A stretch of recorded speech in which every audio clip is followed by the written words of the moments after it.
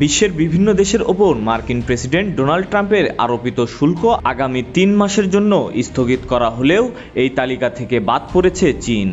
বরং চীনের বিরুদ্ধে নতুন করে শুল্ক বাড়িয়ে এর পরিমাণ ১২৫% করা হয়েছে বলে বুধবার ঘোষণা দিয়েছিলেন প্রেসিডেন্ট ট্রাম্প। কিন্তু বৃহস্পতিবার হোয়াইট হাউসের একটি নথিতে চীনা পণ্যকে লক্ষ্য করে ডোনাল্ড ট্রাম্পের উচ্চ শুল্ক আরোপের নতুন তথ্য পাওয়া গেছে। এতে দেখা গেছে চীনের ওপর ওয়াশিংটন শুল্ক বাড়িয়ে একেবারে ১৪৫% করেছে। হোয়াইট হাউসের নথিতে চীনের বিরুদ্ধে উচ্চ শুল্কের এই তথ্য নিশ্চিত হয়েছে ফরাসি বার্তা সংস্থা এএফপি। হোয়াইট হাউসের নথিতে দেখা গেছে কয়েক ডজন দেশের বিরুদ্ধে ডোনাল্ড ট্রাম্প ৯০ দিনের জন্য পারস্পরিক শুল্ক আরোপের যে ঘোষণা দিয়েছিলেন তা বৃহস্পতিবার থেকেই কার্যকর হয়েছে।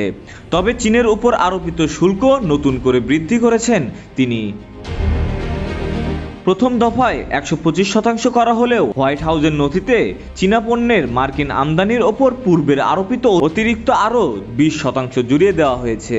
এর ফলে চীনের ওপর যুক্তরাষ্ট্রের শুল্ক আরোপের হার ১৪৫%-এ পৌঁছেছে। চীনের বাণিজ্য মন্ত্রণালয়ের একজন মুখপাত্র জানান, ট্রাম্প যদি তার এই অপমানজনক শুল্ক নীতি জারি রাখেন তাহলে চীনও শেষ পর্যন্ত লড়াই করবে। ৯ এপ্রিল মার্কিন পণ্যের ওপর শুল্ক বাড়িয়ে ৮৪%-এ উন্নীত করে চীন। চলতি বছর মার্চে প্রথমবার চীনের সব ধরনের পণ্যের ওপর ২০% রপ্তানি শুল্ক আরোপ করেন ট্রাম্প। পরে ২ এপ্রিল এক ঘোষণায় জানান চীনের উপর ধার্যকৃত শুল্ক ৩৪%-এ উন্নীত করা হয়েছে। পাল্টা পদক্ষেপ হিসেবে তার পরের দিনই মার্কিন পণ্যের ওপর ৩৪% শুল্ক আরোপ করে বেইজিং।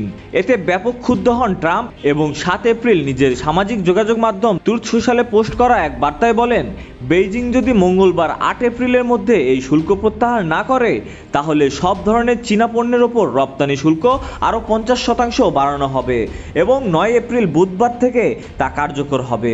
বেইজিং ট্রাম্পের হুমকিতে সাড়া না দেওয়ায় বুধবার থেকে চীনা পণ্যের উপর কার্যকর হয়েছে বর্ধিত শুল্ক। এতে যুক্তরাষ্ট্রে চীনা পণ্যের ওপর মোট আরোপিত শুল্ক পৌঁছায় ১৪৫%-এ।